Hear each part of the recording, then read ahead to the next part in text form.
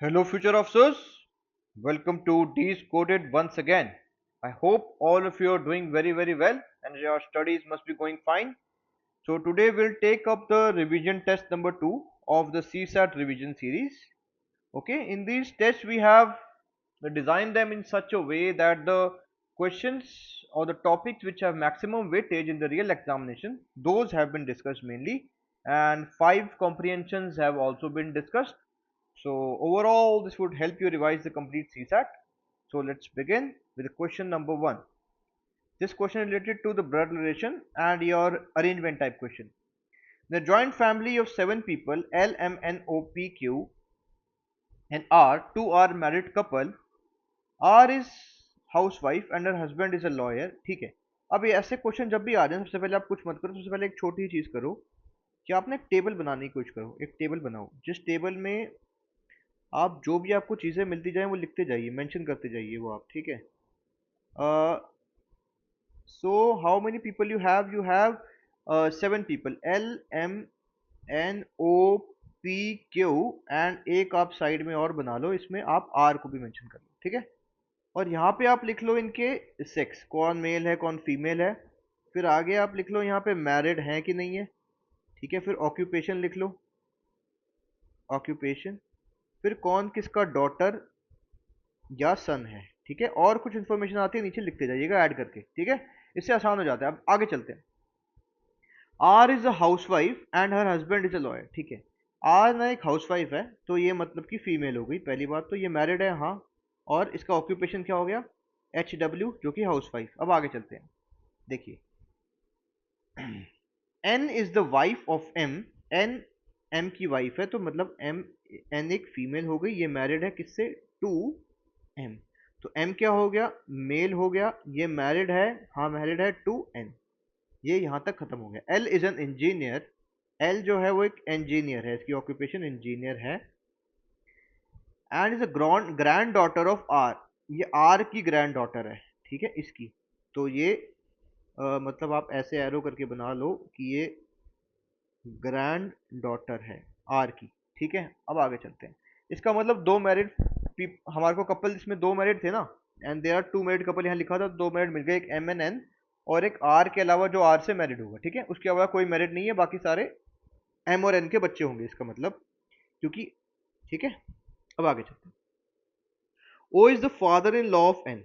ठीक है. तो ओ एक मेल हो गया, तो इसका मतलब ये मैरिड है किससे, आर से. और ये मैरिड थी ओ से.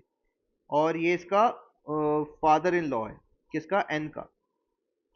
इस father in law of N. तो इसका, ये इसका सन हो गया एम, ये ऑफ ओ कॉमा आर. तो जो एम है वो ओ और आर का सन हो गया इसका मतलब. ठीक है. Is the father in law of N a doctor. N एक डॉक्टर है. और ओ का प्रोफेशन हमें बताया होता कि ये जो आर का हस्बैंड है वो लॉयर है, तो ये लॉयर हो गया. सॉरी, यहाँ नहीं, ये यहाँ गलत आ गया इसका. तो इसका ऑक्यूपेशन एन का डॉक्टर दिया है आपको, और वो लॉयर होगा क्योंकि ये बताया था हमें कि जो आर का हस्बैंड है वो लॉयर है, और ये दोनों मैरिड हैं आपस में, मैरिड. ठीक है. और एम और एन मैरिड है. ठीक है. अब आगे बात करते हैं. O is the father in law of N a doctor and father of P. ठीक है.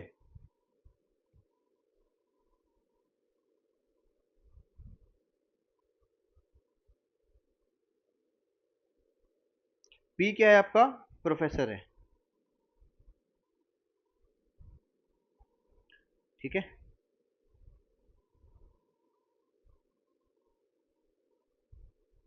अब देखो, ये कह रहा था कि O is the father in law of N. ठीक है. एन का फादर इन लॉ कौन है, ओ है.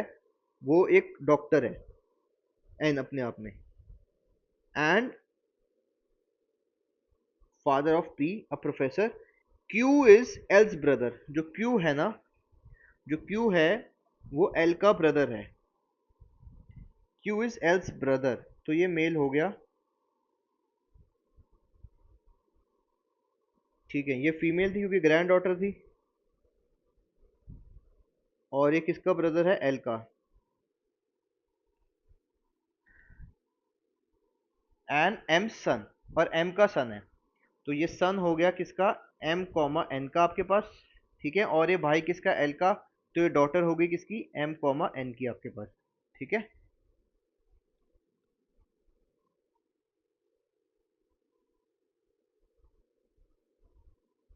ठीक, यहां तक हो गया। तो अब ये पूछता है how is Q related to O. अब देखो, ओ जो है वो फादर था एम का, ठीक है। तो इसका मतलब, और जो क्यू है वो सन है, एम का सन है ना क्यू। तो इसका मतलब क्यू जो है, how is Q related to M, तो क्यू इसका ग्रैंडसन हो गया ओ का। तो आपका आंसर आ गया सी यहाँ पर, ठीक है। अब आपका नेक्स्ट क्वेश्चन चेक करते हैं, जो है क्वेश्चन नंबर 2 आपका। A milkman has 160 litre of milk and water that has 25% water, ठीक है। ये इसके पास 160 लीटर एक मिक्सचर है जिसमें आपका मिल्क इज टू वाटर है, ठीक है। मिल्क आपका इसमें, वाटर इसका में 25% है, तो आप निकाल लो 160 इंटू 25/100, तो आपके पास ये आप फोर जा कर लो, फोर फोर, तो 40 लीटर्स ऑफ आपके पास आ गया क्या, वाटर। तो इसका मतलब 160 था माइनस 40 करोगे तो 120 लीटर्स ऑफ मिल्क आ गया। तो increase his profit he wants to increase the percentage of water to 40%, ठीक है। अभी जो परसेंटेज है ना वाटर का, ये 40% तक ले जाना चाहता है, तो मिल्क तो सेम ही रहेगा। तो नया जो मिक्सचर आ रहा है आपके पास, mixture M dash, M dash ना मान के उसको कुछ और मान लो, क्योंकि एम हमारे पास पहले से एक वेरिएबल है। तो उस मिक्सचर को आप एक्स मान लो, नया मिक्सचर हमारे पास आ रहा है, उसके अंदर मिल्क तो कितना रहेगा आपके पास, 120 रहेगा। और जो वाटर रहेगा वो ये 40 में ही आपको ऐड करना है, इतना कि 40% हो जाए, ठीक है। 40 plus W dash water add करना है। अब आपके पास ये है कि ये वाला जो है 40% होगा, तो इसका मतलब ये वाला 60% नहीं हो गया, ठीक है। तो आप परसेंटेज सारे हट गए, ये हो गया ये 3:2 हो गया। इसका मतलब इसका रेशो हो गया 3:2, कह सकते हो ना, इसका रेशो 3:2 हो गया। तो इसका मतलब मैं कह सकता हूँ कि 3/2 इज इक्वल टू आपका 120 था मिल्क तो, और ये है 40 प्लस डब्ल्यू डैश, ये डब्ल्यू डैश वो वाटर है जो और ऐड करना होगा। इसको अपना प्रॉफिट इंक्रीज करना है। इफ ये कह रहा था to increase his profit he wants to increase the percentage of water to 40%, then the litre of water he must add to do so. अब कितना ऐड करना है वो डब्ल्यू डैश हो जाएगा, तो हो जाएगा 3, ये 40 टाइम्स, तो ये आपका हो जाएगा 40 plus W dash is equal to, ये आपका हो जाएगा 80। तो डब्ल्यू डैश आपका हो जाएगा 80 माइनस 40 यानी कि 40 लीटर्स। तो इसका आंसर जो आपको आपको इसको 40 लीटर्स ऑफ वाटर और ऐड करना पड़ेगा। अब नेक्स्ट पे चलते हैं, ठीक है। नेक्स्ट क्वेश्चन है, in a party this juice can containing 500 litre of juice, 500 litre juice है इसमें पहले से, ठीक है। अब क्या हुआ, 50 litre of juice is remove from it and replace by water, this process is repeated once more, then the ratio of the water to juice in the final mixture is, ठीक है।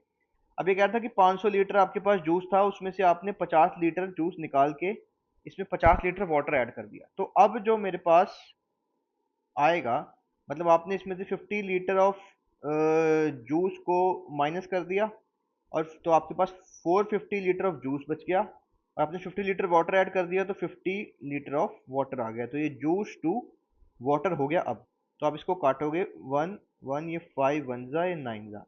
तो अब जो ये नया मिक्सचर है इसमें juice to water का रेशो 9:1 है। अब ये कहता है इस प्रोसेस को फिर से रिपीट किया, मतलब जो ये अब नया जो जो ये नया था, ये वाला रेशो जिसके अंदर आपका 450 तो जूस है और 50 लीटर ऑफ वाटर है, इसमें से इसने 50 लीटर निकाला, तो ये जो 50 लीटर निकालेगा इसमें जूस टू वाटर का रेशो 9:1 ही होगा फिर से। तो इसमें जूस हो जाएगा आपका कितना, 5 इंटू 9 45 लीटर, और वाटर हो जाएगा आपका 5 लीटर, ठीक है। अब जूस पहले से कितना था, 450, तो तो जब 50 लीटर निकालोगे तो आपका पास जूस बचेगा, जूस लेफ्ट हो जाएगा आपके पास यहाँ 450 minus 45 is equal to 405 litres, और वाटर आ जाएगा आपके पास कितना, देखो 50 लीटर था, 50 लीटर में से 5 लीटर माइनस कर दिया, तो आपके पास 45 था, और 50 लीटर और ऐड कर रहे हैं ना, क्योंकि प्रोसेस को फिर से रिपीट कर रहा है, तो 50, तो ये हो गया 90 लीटर ऑफ वाटर। तो ये वाटर टू जूस पूछता है आपसे, तो हो जाएगा 90 डिवाइडेड बाय आपका 405, ये आपका आ जाएगा 19:81। तो ये आपका आंसर है बी। इसका। अब नेक्स्ट क्वेश्चन पे चलो, जो है क्वेश्चन नंबर आपका 4। ठीक है, क्वेश्चन नंबर 4 है, Aman and Vinod took a piece of work, Aman can do it in 5 days। तो अमन उसको 5 days में करता है, तो अमन का एक दिन का काम हो गया 1/5। Vinod do it in 10 days, Vinod उसको 10 days में करता है, तो विनोद का 1 day वर्क हो गया आपका 1/10। अब आगे देखते हैं, if they take Chirag's help they can finish it in 2 days। ठीक है, अगर वो A plus B plus C तीनों काम करते हैं तो वो 2 days में कर देते हैं।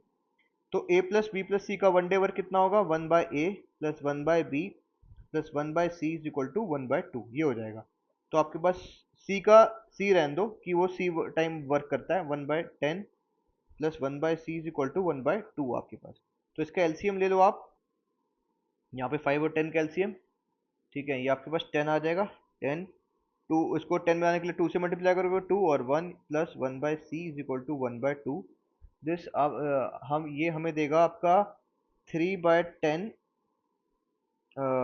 3/10 plus 1/c is equal to 1/2। तो आपका 1/c इज इक्वल टू हो जाएगा 1/2 माइनस 3/10। ठीक है, तो अब आप इसको फिर से एलसीएम लोगे तो ये फिर से यहाँ 10 आ जाएगा, और ये 5 से करना पड़ेगा, 5 माइनस 3 होगा, ये हो जाएगा 2/5, 10, ये हो जाएगा 5। तो सी कर सकता है काम को 5 days में। अब देखिए, ए कॉमा बी, ए कॉमा सी उसको 5 days में कर सकते हैं, और आपका जो ये बी है ये 10 days में करता है। इसका मतलब जो ए और सी हैं ये बी से 2 times एफिशिएंट है, 2 times एफिशिएंट है। अब आगे पढ़ते हैं क्वेश्चन को। If they chase Chirag help they can finish the day in 2 days। If the cost of working is ₹100 and Chirag is also involve, then Chirag contribution is. ठीक है, अब देख लीजिए चिराग की कॉन्ट्रीब्यूशन कितनी है, निकालनी है। अब समझ लेते हैं कि जो हमारा विनोद है उसकी कॉन्ट्रीब्यूशन x है। तो जाहिर सी बात है कि जब ए जो कि अमन है और चिराग है, उनकी ये 2 टाइम एफिशिएंट है बी से, तो इनका जो जो इनको पैसा मिलना चाहिए वो डबल मिलेगा ना, तो 2x प्लस 2x, तो ये हो जाएगा आपका 100 के इक्वल, क्योंकि टोटल पैसा 100 है। समझ रहे हो, क्योंकि ये 10 days में करता है विनोद, और ए और सी 5 days में कर सकते हैं, तो ए और सी से 2 टाइम्स एफिशिएंट है, उनको पैसा भी डबल मिलेगा। तो आपका 5x इज इक्वल टू 100 हो जाएगा, तो ये 20 हो जाएगा, तो x is equal to 20 rupees. तो आपका जो ये विनोद था उसको 20 रुपये मिलेंगे, तो चिराग को मिलेंगे 2 times ऑफ विनोद, तो 2 × 20 इज इक्वल टू 40, तो इसको मिलेंगे ₹40 आपके। तो ये हो गया आपका C40। अब आगे चलते हैं क्वेश्चन नंबर 5 पे। ठीक है, अब ये क्वेश्चन है थोड़ा सा देखते हैं इसे, क्वेश्चन नंबर 5।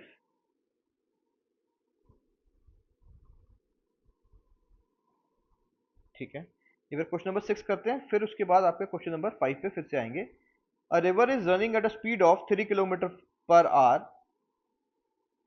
ठीक है, एक रिवर है जो आपकी रन कर रही है 3 किलोमीटर पर आवर की स्पीड से। A fish that can swim at a speed of 6 kilometers per hour in still water takes 45 minutes to swim to a place and back in the same river. What is the distance between the place from the point from where the fish started? देख, ठीक है, तो आपके पास speed of river है 3 kilometre per hour.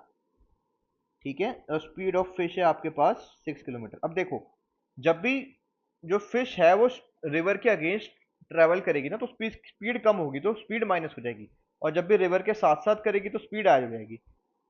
ठीक है, it takes 45 minutes to swim to a place and back in the same river, what is difference. अब देखो, जब वो रिवर के साथ साथ चलेगी तो स्पीड ऐड हो जाएगी, तो 6 + 3 हो जाएगा स्पीड, और डिस्टेंस तो सेम ही रहेगा l, और इसका टाइम है 45 मिनट्स दिया हुआ टोटल टाइम, तो 45 डिवाइड बाई 60 कर दो आप, तो आपके पास आ जाएगा ये 3/4।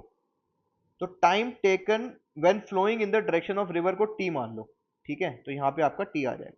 तो दूसरा क्या होगा, जब रिवर के अगेंस्ट जाएगी तो 6 - 3, डिस्टेंस सेम रहने वाला है, और ये आ जाएगा 3/4 जो टोटल टाइम था माइनस टी।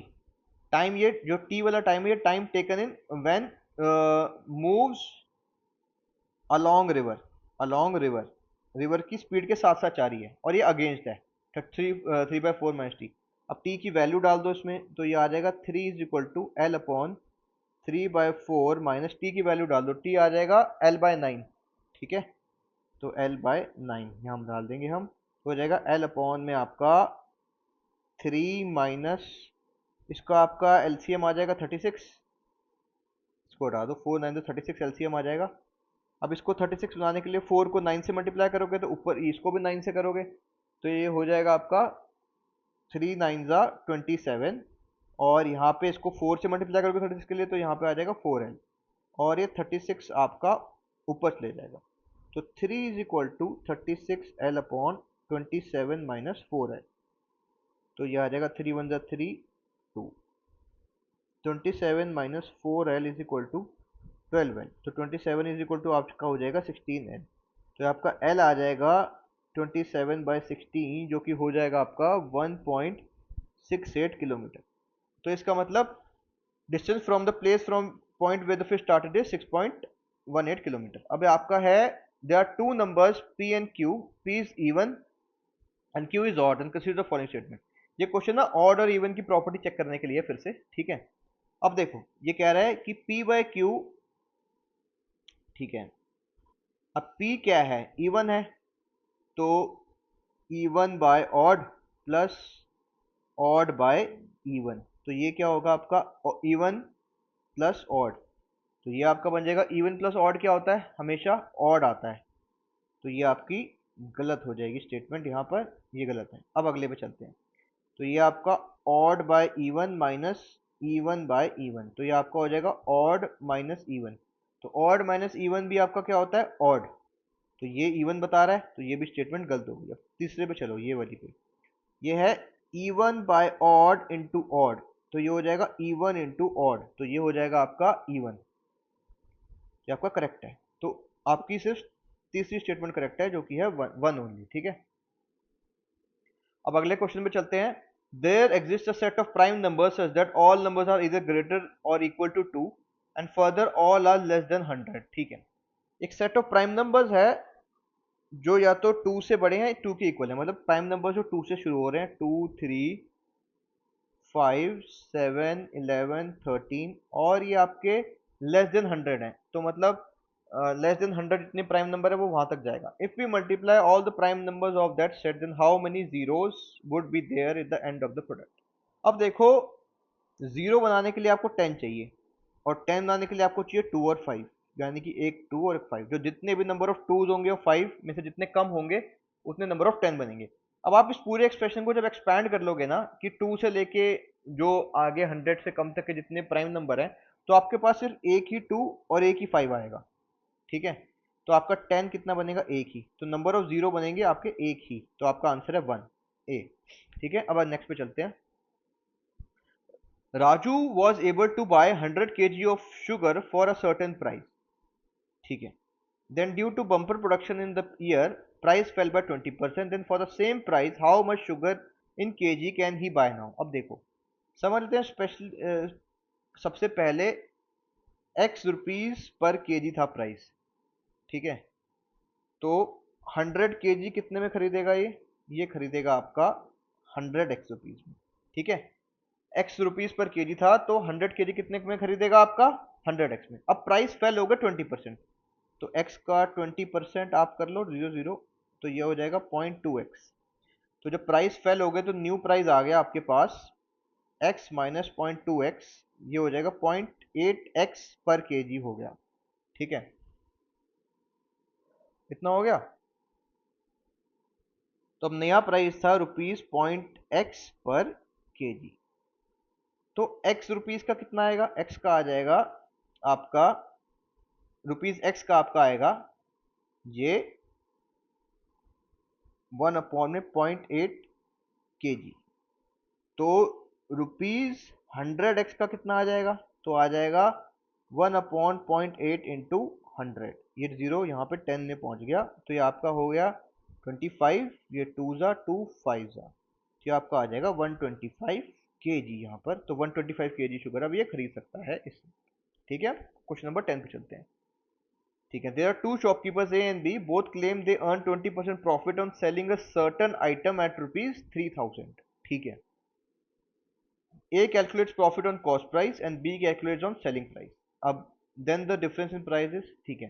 अब B selling price पे कर रहा है तो selling price है आपका कितना 3000, और 20% प्रॉफिट है तो 20 बाय 100 0 0 0, तो इसका हो गया प्रॉफिट इसका हो गया 600 रुपये का।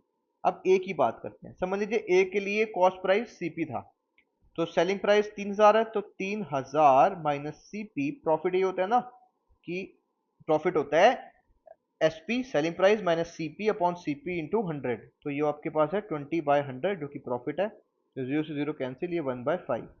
तो ये आपका आ जाएगा 15,000 minus 5 CP is equal to CP. तो 15,000 इज इक्वल टू 6 सीपी आ जाएगा आपका। तो इसको आप कैंसिल आउट करोगे तो ये आपका आ जाएगा 2500। तो सीपी इज इक्वल टू 2500 आपका। तो प्रॉफिट कितना हो गया यहाँ पर? प्रॉफिट आपका हो गया 3000 माइनस 2500 यानी कि ₹500। अब ये पूछता है then the difference between the profit. Difference between profit आपका आ जाएगा बी माइनस ए, तो ये आ जाएगा 600 माइनस 500, ये हो जाएगा आपका 100। तो डिफरेंस है ₹100। ठीक है, अब आगे चलते हैं कोडिंग डिकोडिंग के क्वेश्चन पे। इन अ सर्टेन कोडेड लैंग्वेज, किसी सर्टेन कोडेड लैंग्वेज में दिल्ली को ऐसे लिखा जाता है। तो मैंने आपको पहले भी बताया कि आप इसमें कुछ मत करो, ऐसे लिख लो पहले DELHI, और कैलकाटा को कुछ लिखा जाता है CALCUTTA। तो इसके नीचे लिखते जाओ इसके जो भी हैं। ये 7 था, ये 3 था, ये 5 था, ये 4, ये 1, और इसका है 8 2 5 8 9 6 6 आपका 2। अब आपको निकालना है किसका?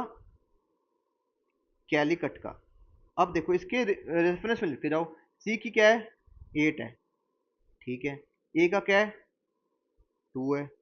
एल एल का है 5, तो एल का 5 आ गया। आई का क्या है? आई का चेक करो, आई का है यहाँ पे 1, तो आई का 1 आ जाएगा। अब सी था, फिर से सी का क्या है? 8, तो यहाँ पे 8 आ जाएगा। अब यू का चेक करो, यू का है 9, तो यहाँ 9 आ जाएगा। अब टी का चेक करो, टी का 6 है, तो ये आ जाएगा 8251 896, 8251 896, सी आंसर है इसका। ठीक है, अब है देखो आगे। Caring is coded as EDVGKC and share is coded as UKEBPO। ठीक है, अब कुछ नहीं करना, फिर से वही है आपका। यहाँ CARING लिख लो पहली बात, फिर लिख लो इसके नीचे क्या है? E है, इसका आपका D है, इसका आपका V है, इसका आपका G है, इसका आपका N का क्या है? K, और इसका C, और दूसरे का भी लिख लो। ये था SHARES, शेयर्स। तो इसके अंदर आपका U बन रहा है, ये आपका K बन रहा है, ये आपका E, ये आपका P, ये आपका B, ये आपका O। ठीक है, अब चेक करते हैं। देखो C के बाद 2 काउंट करोगे तो DE, तो ये +2 हो रहा है मतलब यहाँ। ठीक है, ये यूपीएससी ऐसे वाले ज़्यादा पूछता है, +2 +3 करके। अब A के बाद आप देखोगे तो BCD, तो ये +3 हो रहा है। अभी चेक करेंगे, कुछ और भी हो सकता है, चेक करते जाते हैं। R के बाद ST STUV, ये V है, तो इसके बाद +4 हो रहा है। अब I के बाद J आ रहा है, I के बाद ये आ रहा है आपका G। तो अब G से 2 उल्टा डालोगे H, तो I से 2 उल्टा जाना पड़ेगा। ठीक है, H और G, तो -2 हो गया यहाँ पर। अब ये आपका N के बाद क्या आ रहा है, तो मतलब -3 जाना पड़ रहा होगा यहाँ। किससे? N से -3 जाओगे तो क्या आएगा, और C से -4 जाओगे तो G आएगा। अब यहाँ भी चेक कर लेते हैं अगर सेम पैटर्न आ रहा है तो। S के बाद 2 काउंट करो, S T और U, +2, ठीक है चल रहा है। H के बाद 3 करते हैं, HIJK, बिल्कुल +3 आ गया। A के बाद 4 काउंट करो, BCDE, +4 हो रहा है। R के बाद -2, P आ रहा है। E के बाद -3 आ रहा है B, और E के S के बाद -4 आ रहा है O। तो अब कुछ नहीं करना, आप इसी को भी ऐसे लिख लो, बस CASKET। अब इसमें तो आपका +2 करना है आपको, तो C के बाद +2 काउंट कर लो, तो DE, E आ जाएगा। A के बाद +3 काउंट कर लो, A के बाद +3 BCD, तो यहाँ D आ जाएगा।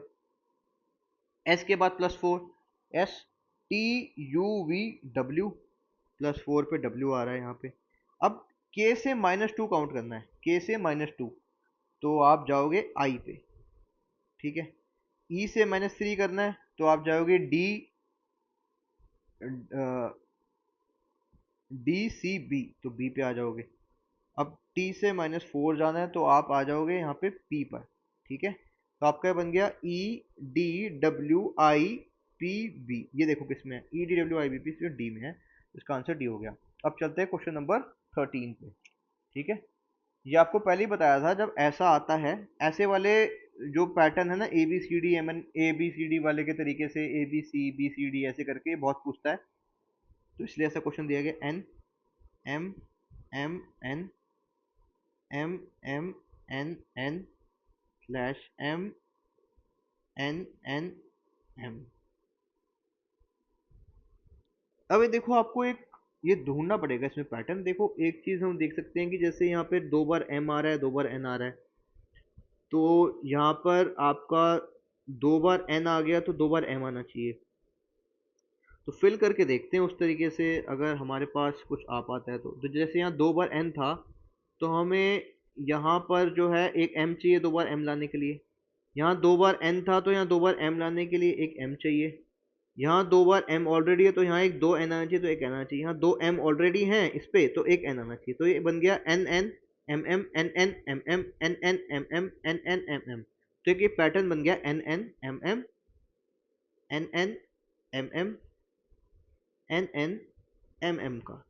तो अब आप चेक कर लो, यहाँ पे आप यही पैटर्न बन रहा है ना इसका। तो बस जो भी आपने इसमें फिल किया उसको उठा लो आप।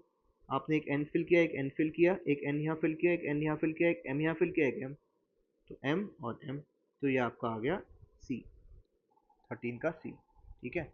अब है consider following series 8 13 21 32 47 63 83। In the above series one item deviates from the pattern followed by the series, then that item is। इसमें से मतलब ये ऐसा कहना चाह रहा है कि गलत आइटम कौन सा है जो इस सीरीज को फॉलो नहीं कर रहा है। अब देखो चेक करते हैं।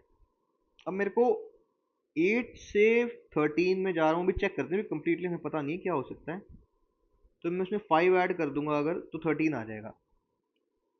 अब इसमें अगर मैं 21 का डिफरेंस लेता है यहाँ पे, तो ये आपके पास आ रहा है 8, है ना, +8, ठीक है। और इनका डिफरेंस आपके पास आ रहा है +11। तो इन दोनों का डिफरेंस 8 और 5 का +3 आ रहा है, और इन दोनों का डिफरेंस भी +3 आ रहा है यहाँ पर, ठीक है। तो इसका मतलब ये +3 से इंक्रीज हो रहा है। तो मतलब 11 में आपके पास +3 करोगे यहाँ पर, तो 14 आना चाहिए। तो 32 + 14 आना चाहिए, 6 और 4 46 आना चाहिए, यहाँ 47 आ रहा है। अभी चेक करते हैं और कि यहाँ पे 46 मान लो, ठीक है।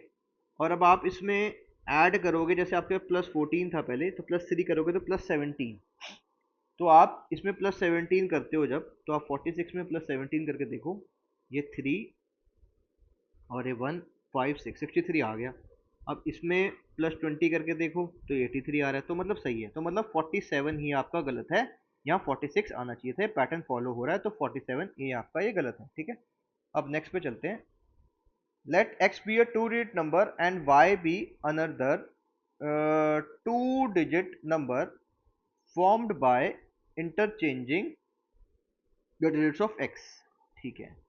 if x plus y is the greatest 2-digit number, then the value of the possible value of x is। अब ठीक है, कोई बात नहीं, देखो इसको ऐसे करते हैं। यहाँ पर दो 2-digit नंबर हैं, एक तो x है और दूसरा है वो y है, और इसी को इंटरचेंज करके बना है डिजिट्स को। तो मतलब समझ लीजिए x था a b, तो इसी के डिजिट्स को इंटरचेंज करके y बना है, तो y आपका हो जाएगा b a। तो हम किसी भी 2-digit नंबर को लिख सकते हैं 10a + b, इसको x को लिख सकते हो आप। तो अब y को क्या लिखोगे, 10 × b + a, ठीक है। तो आपके पास दिया है कि x + y जो है वो ग्रेटेस्ट 2-digit नंबर है, मतलब x + y आपका ग्रेटेस्ट 2-digit नंबर कौन सा है, 99। तो इसका मतलब मेरे पास ये कह रहा है कि आप 10a + b + 10b + a = 99 हो जाता है मेरे पास, क्योंकि x ये है, ये y है, और x + y जो है 99 है, ठीक है। तो आपको हो जाएगा 11a + 11b = 99। तो ये कट जाएगा यहाँ से, ये 9 आ जाएगा। इसका मतलब a + b आपका क्या आ रहा है, 9 आ गया यहाँ पे। बस अब ये हमसे पूछा था, if x + y the greatest 2-digit number in the number of possible value of x। अब x क्या है, x है ab, तो ए और बी की जितनी वैल्यूज होंगी उतनी एक्स की होंगी। तो आप कुछ मत करो, आप यहाँ लिख लो ए, यहाँ लिख लो बी, इससे बन के आ रहा है यहाँ 9। तो अब जीरो तो नहीं आ सकता किसी में भी, तो 1 से स्टार्ट करते हैं। 1 और 8 9 बना देगा। फिर 2 3 4 5 6 7 और 8। देखो जीरो नहीं आ सकता और 9 नहीं आ सकता। 9 आएगा तो यहाँ जीरो बनाना पड़ेगा क्योंकि ए प्लस भी 9 है। तो यहाँ पे आपका 7 आ जाएगा, यहाँ पे आपका 6 आ जाएगा, यहाँ 5, यहाँ 4, यहाँ 3, यहाँ 2, यहाँ 1। ठीक है, तो कितनी वैल्यूज हो गई? देखिए अब ए और बी की वैल्यूज 9 आना चाहिए। अब ए जीरो नहीं हो सकता। अगर ए प्लस बी, आपको ए प्लस बी 9 बनाना है, ठीक है, तो ए प्लस बी 9 बनाने के लिए 1 और 8 9 बन गया। ठीक है, अगर ए जीरो है तो बी 9 होगा, पर ए जीरो नहीं हो सकता ना बी जीरो हो सकता है। तो हम 1 से स्टार्ट करेंगे। तो 1 प्लस 8 9, 2 प्लस 7 9, 3 प्लस 6 9, 4 प्लस 5 9, 9 9 9, आगे तक 9 आएगा। तो काउंट कर लो कितनी वैल्यूज होंगी, 1 2 3 4 5 6 7 8। 8 बन गई, तो इसका आंसर है डी हमारे पास। ठीक है, तो अब आगे चलते हैं, जो कि है आपका पैसेजेस। ठीक है, पैसेज सॉल्व करते हैं।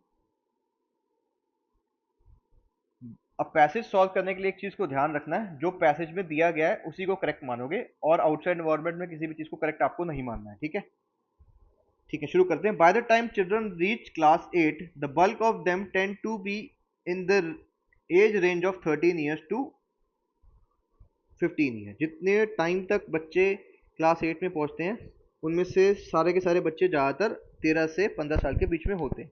But in our country after a quarter of all children in 8 class 8 struggle with regarding simple text, and more than half are still unable to do basic arithmetic operation like division.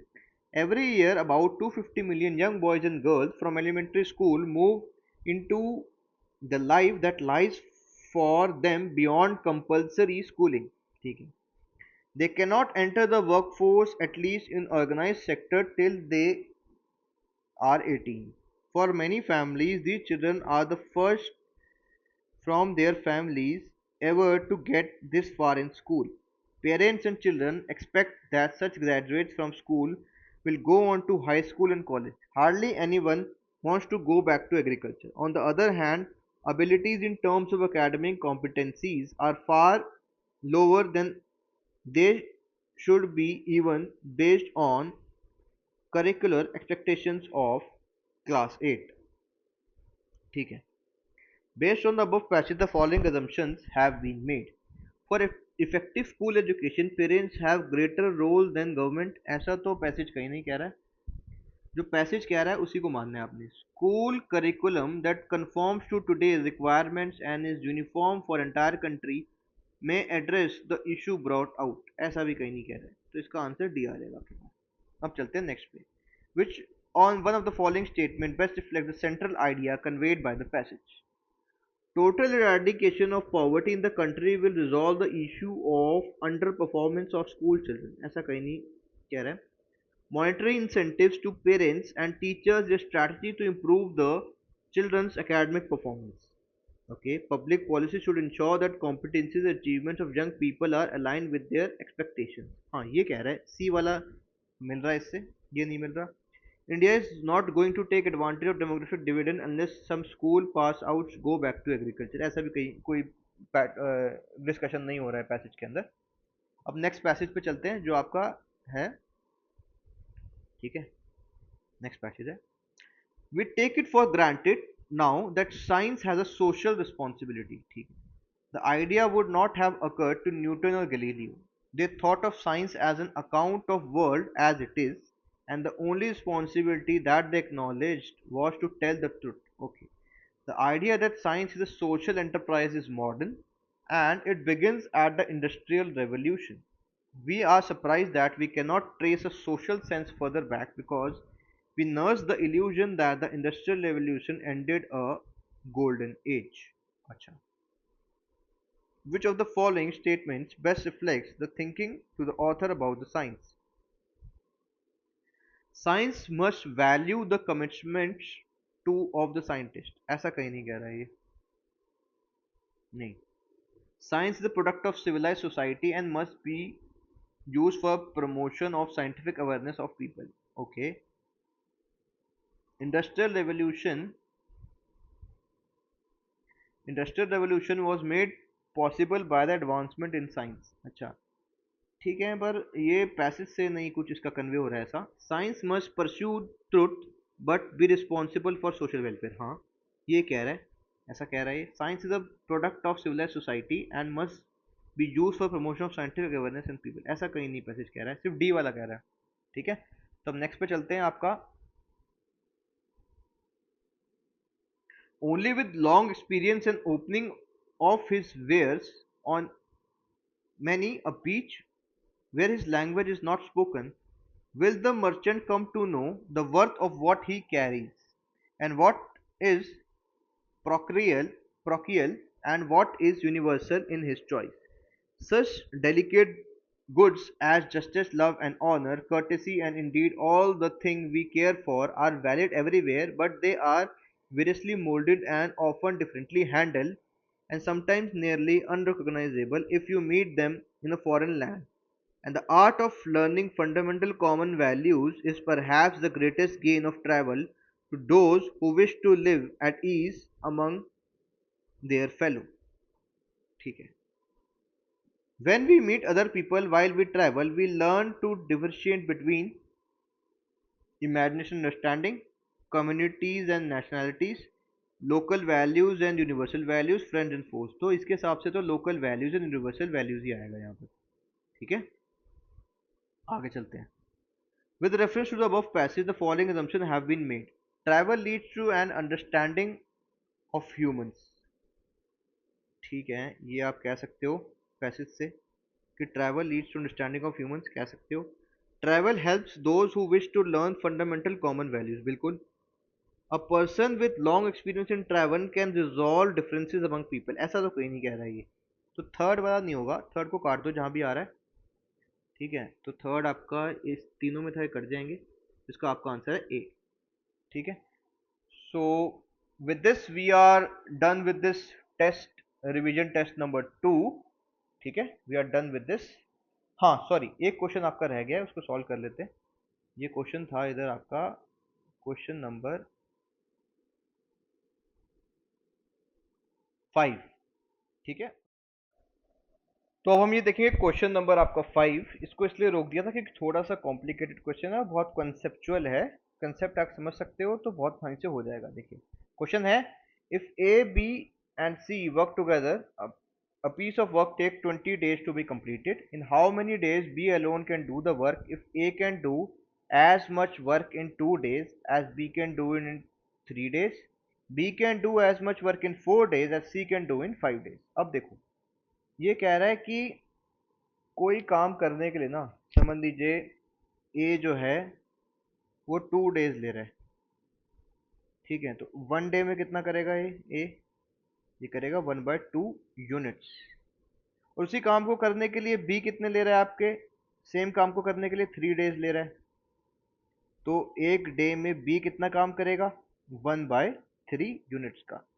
अब समझ लीजिए कोई work है वो ही, और यहाँ ये कह रहा था कि B can do as much work in 4 days, तो यानी कि 4 × बी इज इक्वल टू जो यूनिट ऑफ वर्क कर रहा है सी एक दिन में इंटू 5।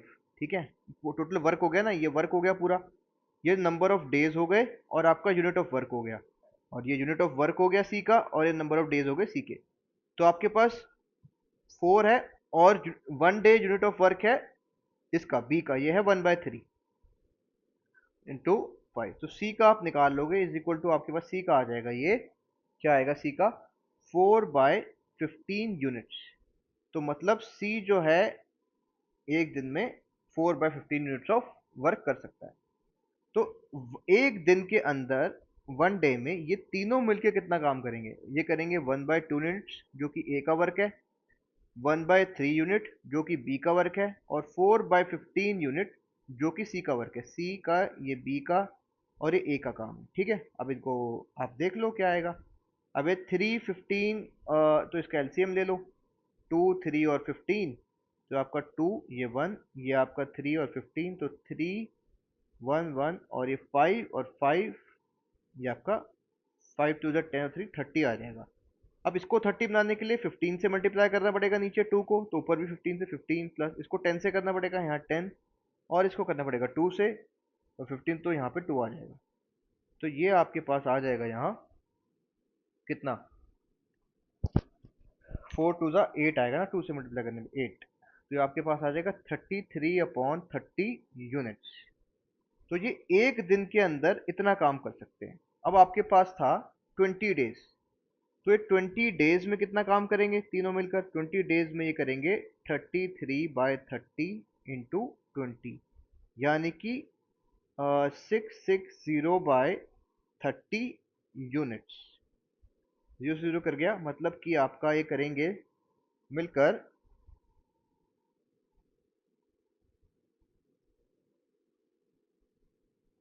22 यूनिट्स ऑफ वर्क, तीनों मिलके कर रहे हैं। ठीक है। अब जो बी है वो एक दिन में 1 डे में करता है 1/3 यूनिट्स ऑफ वर्क, तो कितने डेज में, एक्स डेज में वो कर लेगा, कितने एक्स डेज में कर लेगा 22 यूनिट्स, तो वो करेगा आपका, देखिए ये फिर से देखते हैं, अगर एक यूनिट करने में बी को लग रहे हैं 3 डेज, ठीक है, या दिया हुआ है, तो 22 यूनिट्स करने में बी को कितने लगेंगे, 22 इंटू 3, तो ये आ जाएंगे 66 डेज। तो 66 डेज के अंदर जो बी है वो इस काम को कंप्लीट कर लेगा, तो आपका आंसर आता है ए। So with this we are done with this revision test number 2 solution. I hope it has made your concepts clear and help you revise the concept. Okay, thank you so much. Keep working hard. Success is surely yours.